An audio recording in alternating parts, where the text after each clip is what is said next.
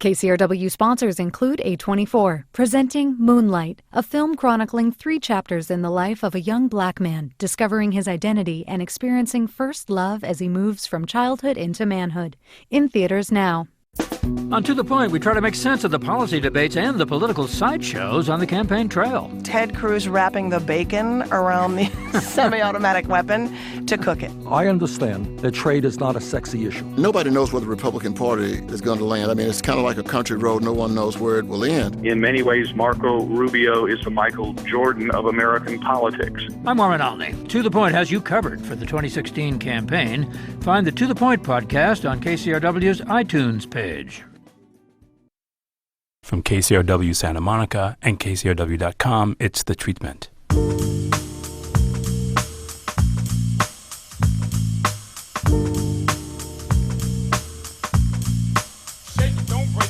Welcome to The Treatment. I'm Elvis Mitchell. If you've seen films from Fear and Loathing in Las Vegas to Che to one of my favorite films, The Way of the Gun, to his newest film, Sicario, to a recent film I had a chance to talk to him about, Escobar, Paradise Lost. You look at Benicio Del Toro, for me, and there's always something of the gothic in the performances. There's something of that sort of politeness veiling a sense of menace so often in films. The Academy Award-winning actor is sitting across me. Benicio, thanks for being here. Thanks, Elvis. And there is, to me, a sense of the gothic in the way what is you work. that? What is gothic? You know that sort of sense of like almost those old Universal like horror movies? Oh, okay. You know, where there's always that sort of sense of something being sort of kept, a secret being kept? Okay, like, you mean like The Mummy? Or The Wolfman, or the which Wolfman. you did. Yes. Yeah. Hey, those are my introduction to movies, were those horror movies. They used to come on Super 8. And my cousins were older, and they had a whole collection of Dracula, The Mummy, The Wolfman, The Creature from the Black Lagoon, The Son of Kong. And I used to see those movies as a kid, projected onto a wall. And they had no sound. So you just heard the projector? Yeah. And it was that's my introduction perhaps to movies. So who knows? Maybe you're right. Maybe I carry that in my subconscious. You know? I don't even know. It's just because we've talked about this before. There's often this thing that you do where the characters don't say a whole lot and they don't raise their voices a lot, so people have to come to them a little bit.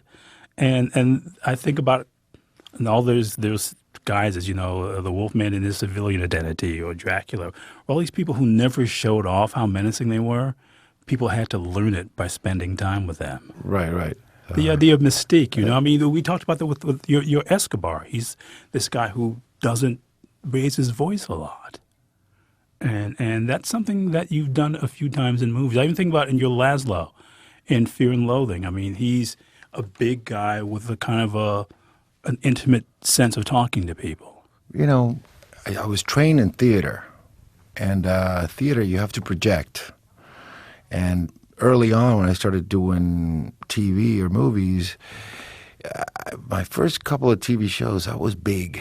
You're in Miami Vice. You're really big in that. I'm so big. Screaming and just being heard. And I realized quick that for movies, it's stronger sometimes to be smaller and be intimate, because the circumstances requires you to be intimate if you're intimate in a scene. And so therefore I think that being that small quality or letting it come to me it's dictated by the scenes, you know. But I think Fear and Loathing is at moments I'm big. Oh no, you're quite in more ways than one. But no. but I think. But it's funny because I thought that guy Laszlo taking up so much space. He's so big that you could make it smaller and have more of an impact. Right. And you can gauge it, and that way you create a rhythm, you know, a rhythm of like for the character, and then hopefully the editor, gets it and works with that. But it's also for me, and then maybe this is a part of the theater thing, although we were just talking before we got started, you got a chance to live some street theater of your own, walking the streets New York. I mean, tell that you were walking through Midtown. When I went to school in acting school in a Circle in the Square in New York, there was a summer I was going there, and I would finish class like around 11 o'clock or midnight, and that stretch from 51st and going through Times Square, I had to walk it every night, and it was very shady. A lot Starting of characters. like around 51st, when you're on Broadway. The whole thing, and I had to like cut right through it, and it was kind of shady, and in more ways than one. So I learned quickly, like how am I gonna? Because I did it a couple times, and I was really, I started running, But then I realized, what I should do is I should take off my shirt and take off my gold chain and just put it in my pocket and just walk down talking to myself like I'm crazy too, and I'll blend in. I won't be like, the goldfish in the alligator pond. So I was just, just becoming part of the scene. And so I would do, Fred Fenster from 51st to all the way to 2nd Avenue, from Times Square, all the way to 2nd or 3rd, That must have been a great place, though, or a great place to observe characters, because there's so much. You get so many different kinds of people walking through Times Square. Tourists, cops, all kinds of people. It still is. New York still is a great place to watch people. But Times Square was like, when you were watching people in Times Square, you were watching a Martin Scorsese movie in a way. You were watching you were watching The French Connection. You were watching many Billy Friedkin film. You were watching all those 70s films that we love in a way that take place in Manhattan or in New York. You were watching. You could get ideas for character, and sometimes you go into class and you have to play something, and you just play something you saw, some junkie or someone just like standing on the corner of 7th and 8th or whatever, and you could see something and then take it to class and use it, I do that with my work, I mean, one of the things I just loved about being in Times Square, and by the way, we're talking about New York in the past with our guest Benicio Del Toro, whose new film is Sicario. One of the things I liked about being in Times Square at the time is anybody would talk to you. Anybody would talk to you. Now, they might not make any sense, but anybody would talk to you. That must have been a really great experience, wasn't it? Yeah, even the people who were passed out would talk to you. That's for sure. But it's funny because that thing that you probably either bring to your class, and in some way, some of your characters about this, a lot of people in some way wanted to be heard. I mean, people, if you're selling something, and so much of that was, I work here, or, hey, you want to come over here? I got this thing, you want to come over here? People wanting to make contact. And you want a date? I mean, that was Times Square. I mean, it's nice that it's clean now, and people can walk around and not fear for like something being stolen or worse than that. But it's really hard to explain to younger people. That's to explain what Times Square was like, because it's almost unbelievable. But you know what I'm talking about? That sense of when you would get home, you just felt like you actually lived through an adventure. Even though you look back, you're going, somebody's just talking to me. But when you got home, your senses were so heightened, and that's something you can almost. I watch you do especially when you're playing a scene with somebody else, a way to sort of like get somebody else to react. You have a real gift for that. I'm thinking about your stuff with Emily Blunt here, when you're sort of in very terse terms explaining what your guy is. You're doing it in the way that you are going to be heard. I think actors have that. I think that's one of the things that, especially, I think actors that when they start to go to acting school and they're training, I think there's that element of paying attention to life and looking at life and not being judgmental, because you might use it. You might play a character you don't like. You might play a character that you would hate. But then, so you have to keep yourself open. And I think all actors borrow from real life. Even things you don't like, you might have to just look at it and just keep kind of like a mental notepad of things, I mean, I got things from, when I was a kid that, that I've thought, I might have I have many things that I might have thought, I got to use that in a movie, and I still haven't used it. you know. Yeah. And I've done, 30-some movies, you know, and so I still have things in my head. Oh, I could do that in a movie. And no, not this one. No, not that one. Oh, okay, it's in the bank. Things that I saw or I experienced when I was younger, you know, even before I decided to be an actor. So yeah, life is it's where you pull from. But I don't know. I mean, I think to be an actor, to be any artist, you got to be hungry for that. You got to have this appetite for it, and the way you're talking about this, and the way your eyes are lighting up as you're like reliving some of this stuff, you know, that 20 or walking past the hundreds. I work for a living. Or walking past the hundreds of tats and knowing you, no matter how long you got, you weren't going to spend $2.99 for a steak at Tats. That you just knew not to do. Tad steaks. I used to go there. $5.99. You get a great piece of steak. And on all the sides you could eat. Yeah. But trust me, I still think there's a couple out there. Are there still Tats left? I think so. Okay. Making it known. I think so, I'm sure yeah. people, even as we speak, are Googling Tats. I think there's one or two. I've driven by. I haven't stopped and eaten there, but that was a favorite of mine. If you can find a $5.99 meal in Midtown Manhattan, T-bone steak, you better know. take it as soon as you can. But that thing, what you're talking about really is being hungry for for experience. And you pretty much had that at an early age, didn't you? Yeah. Because I know we talked before, and you told me about, you know, what your family did, the kind of stuff they did, but it seemed like that kind of hunger you had was pushing you in a different direction that maybe you couldn't like really articulate when you were younger, but it was always there.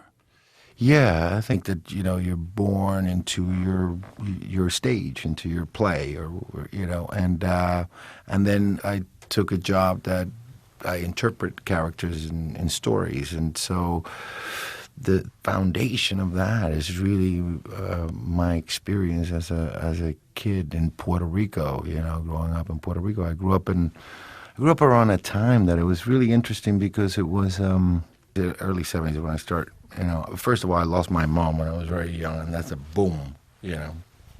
But to the minute I lost my mom, something happened that, you know, with my brother and I, that my brother hit the books, and I hit the street. You know, it's like, you know, I was going outside and going out, and because now I would come back from school, and I'd call my dad, say I'm home, hang up the phone, I'm out. And Puerto Rico around that time had taken a lot of influence of a lot of Puerto Ricans that had gone to New York, and they had come back. So there was a whole move of Puerto Ricans that have probably starts in the mid-'60s. Okay. There was a big Puerto Rican migration into New York in the 50s and early 60s. And just around the mid-'60s, a lot of Puerto Ricans start coming back and bringing different ideas and different, like, way of dressing, music, and all this was happening very close to where I lived. There was, you know, I lived in Santurce, and there was like you know, I just remember, like, you know, there were many things that were kind of like New York, you know, like, and there was this boom of New York, the influence of New York and San Juan. And so there were like San Juan and Santurce had its mini Times Square. Yeah. You know, had its mini, you know, like, we're all shady people and all this stuff. Did you like that part of town? Yeah, I used to go around and hang out, and you know, as a kid, and they knew me. You know, I was going and hanging out with all kinds of people that, you know, that you might think like, well, that's not a place for a 12-year-old or 11-year-old. But you know, I would always come home because my dad was like the law. You know, so if I wasn't there at 6 o'clock, oh boy. And it was old school too back then. You know, like, that's another thing that has changed. You know, punishment. Punishment, like. Let's take a break before the statute of limitations comes back. My guess is Benicio Del Toro is treating this more than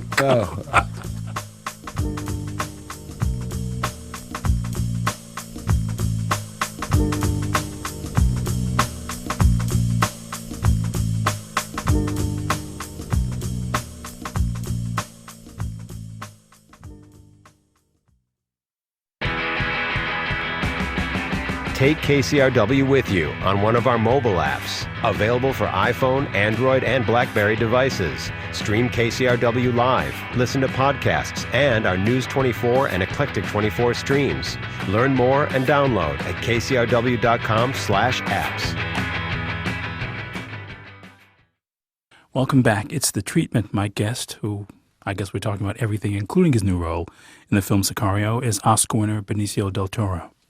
You were saying to me for the break, you talked about the music that came to Puerto Rico from New York. What was that? What was that you were hearing that made you think? Because obviously you connected to that music. Okay. The first concert I ever saw, I was 11 years old. I went to see Barry White. No, you did. That must have been 1970. I was 11, so 78, Yep. 79. Yeah, so yeah, Barry White came to San Juan. He played, and I had a friend whose sister was going, and I was invited, and I was sitting there, and I watched Barry White. But it was like, so Puerto Rico got this, music. There was salsa music, right? But there was the Fania All-Stars. Yes. Now, the Fania All-Stars, really, the bulk of it comes from New York. They're New York, either Dominicans, Cubans, Puerto Ricans, all together, and they make this amazing music. And so they were huge. That was the music, So it was big. And basically what they did with salsa is basically what the Velvet Underground did with rock and roll. Or in jazz, free jazz. It just, every song was 12 minutes long, and a jam, and you could dance to it. You could just listen to it. So it was like a really interesting time to be in San Juan, and there was that clash of cultures. It must have given you this again. I got to go to New York. I got to see what this is like. But I went to New York early on. As a kid, because there's always been a connection with Puerto Ricans in New York. Absolutely. So. But to live there, you must have felt like having all that stuff come to you. You want to be in that place, didn't you? Yeah. New York has always been amazing. But I always felt like in order to become an actor, you had to go to New York, and that's why I ended up in New York going to acting school. But then, I couldn't hack it. I couldn't get a job and do the job thing. I wasn't going to college, and I just couldn't do the job, the acting school. I was just What was it? Is it just you weren't getting work? Is that what it was? It was it was really hard to pay for my couch. I was living in a couch, on a couch, that it was I had to pay $400 for a couch. I mean, for $400 in LA, I could get an apartment. No kitchen. But I mean, you could really be a bit more comfortable in the West Coast, even though you needed a car. But besides that, it was. And then I came to LA and I got a scholarship at the Stella Adler Conservatory. So I was able to breathe. So I got lucky. I got a scholarship, and I got a scholarship at the Stella Adler Conservatory. It wasn't just I just landed. I had no idea where I was. Then I realized that this was the mecca of acting, or interpretations, one of them. So I studied with her. And you studied with her? Yeah, she used to come to L.A. during, she had it figured out. She would be in New York during the spring and the fall, come to L.A. in the summer and the winter. Okay. And yeah.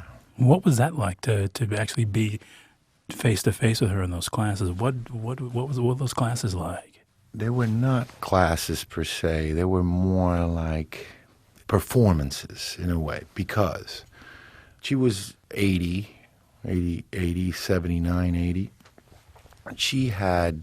There was a line of people that were not in the class that would pay to audit the classes. But the line went around the block. Everyone would come and listen to this woman to talk about plays and writing and acting. As an actor that you were in her class doing scenes, you would go up in front of an audience that had paid to come and watch her talk about these plays. The classes were done in front of an audience? There were maybe 15 students. And then the little theater, maybe, I don't know, it held maybe 90 people, or the rest. Probably an Equity Waiver House under 100. Yeah, it's no longer there. It was on Santa Monica Boulevard? Argyle and Hollywood. Okay, sure, yeah. And that right now is a subway station there. So it used to be a little theater there. Okay. So it was really intense. I was the youngest in the class, and I was very cocky and very stupid. And so I got up and I went up and this is a funny story because the rumor was this, that if you started a scene and she didn't stop you, she liked the scene. So the week before I went up for the first time, she saw a scene. It went to the end, and everybody clapped, and she liked it, and she talked about the play, and she talked about the actors, and it was great. And then she would stop almost every scene. Most of the scenes she would stop early on, bam, bam, bam, and talk about the writing and have the actors then work on it. Well, here's my turn, and I go in, and I'm really pumped up, and, I want to show Stella Adler who I am. And I'm halfway through the scene, and I'm telling myself, she's liking it. She's loving it. I'm 3/4 into the scene. She's loving it, yeah. And I'm going right through it. And I finish the scene, and the crowd, the paying crowd that came to out of the class, they stand up and they clap because it meant. And she just waved her hand and told everybody to sit down. And she turned to me and she goes, "Mr. Del Toro, do you like big parts?" I go, "I guess." And she goes, "Well, you ain't ready yet." Boom. Sit the down. Then she went to explain the character. I was doing a scene from Zoo Story. Oh, what were you doing? What were you doing? What One Albie's scene, story, yeah. Albie, and it's at the zoo. I'm sorry, it's at the park, and I'm telling the guy to get off the bench, and I'm playing the guy, the main guy. Right. Forgot his name, Jerry, maybe. Yeah. So she started asking me questions about the play, and I had no answer. Really? For like half of the stuff that she's telling me, and I realized, my God, but everything she said was right on. Do you remember some of the stuff she said? Everything. Tell me, for example. Well, she said, for example, in another scene, I remember this very clearly. I was doing another scene, and I was playing a junkie. And I remember I got down, I was sitting slouched on the couch. And before I even opened my mouth, she goes, "Sit back, put your shoulders back. You're a man. You're not a child. You ceased to be a child at the age of 7. And it was like, wow. And then she goes, "A junkie uses his body to tell society that there's something wrong with society." And it was just like, it just opened all these doors of like how to think about, but it's about interpretations, It's like that was the thing that I learned the most, that an actor tells a story. It's the truth. My guest who finally is ready for the big parts is Benicio Del Toro. His latest big part is in the film Sicario. Hey, Elvis, thanks a lot. Yeah. Hey, I think the world's caught up with you. Yeah, okay. When she finally gave you a prop, what was it for? Do you remember what it was? What you did? Yeah, it was View from the Bridge. Oh my God, that's a really hard piece to do. Yeah. And it was. She stopped me and she explained to me. She asked me what the character was trying to convey to the other character, and to put it in my own words and explain it to her. And I did, and I explained that what the character wanted to do, and then she said, "Well, do it again." After I explained it to her, that what I wanted from the scene. And then she said, "Well, now do it. Now that you explained it to me, do it." And when I did it, she said, "That's it. That's what acting is. It's just knowing what you want and how do you get it." So when you got the script for Sicario and you started doing that, figuring out who this guy was, what were some of the conclusions you came to about him? What would make someone go that way? What would make someone also from being from Mexico be part of the American machine, assisting the American machine into your own country, perhaps being a traitor, and then I start going through history and seeing samples of that. There's been many moments that there's been people from other countries that join another country to assist another country to, for right or wrong, break the rules of their own country. So that was the first thing about Alejandro, is that element, because I do understand the Latin pride, the pride of being Mexican, the pride of Latin America. People are proud of being from where they are. Like, I'm proud of being Puerto Rican. There's a Cuban that will be proud of being Cuban. Puerto Rico is USA, but people from Venezuela are proud from being from Venezuela. So that pride was number one with the character I was playing, with Alejandro being Mexican. That's really important to know. These are things that you can't play. You just have to understand them. There's no way of playing pride. There might be a way of playing pride by the way you dress. You keep your nails clean. I don't know.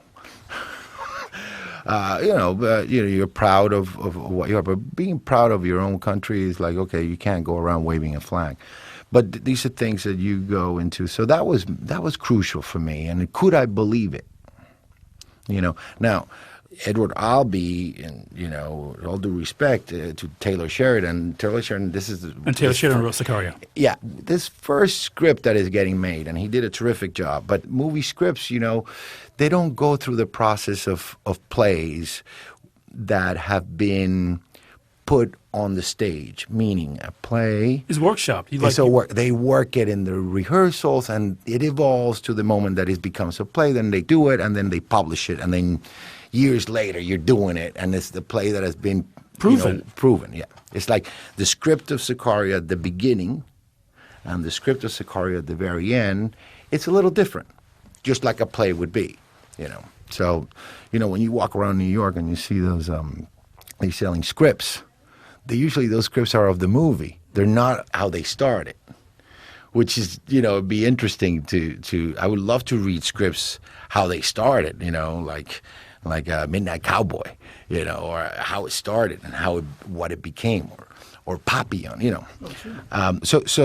So going back to Taylor and the writing, so that was something that I needed to understand, and that was something that I had to believe. And I looked at history, and I know that it's believable that character, there could be a guy, with that rage and that frustration, like Alejandro, whose family has been killed by bad guys in his own country, and I could believe this guy being part of a group of Americans and being part of that group and using that group. Well, that's what he's really doing. The might of the U.S., with drones and all kinds of stuff to get to what he considers as a problem in his own country.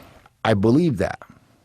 So, so that's basically, that was like something I think Stella-wise, it's like you have to look at that character and go, okay, could you believe that guy? That's number one. And then, you got to give him that dignity, and you got to be responsible with that character. You got to be responsible, and but it's all got to be from, the fact that you could believe him either saying those lines or him doing what he does, in the film. And we're out of time. You got to come back. It's so good having you. All right, man. Boy, we talked about Stella. Yeah. Hey, not bad. Not bad. You didn't plan that one, I didn't plan any of this. You're kidding? My guest is Benicio Del Toro. His new film as actor is Sicario. A recording engineer who also mixes the show is Kat Yor. It's edited by Blake Veit, who's the associate producer. I'm going to go get some breakfast. It's The Treatment.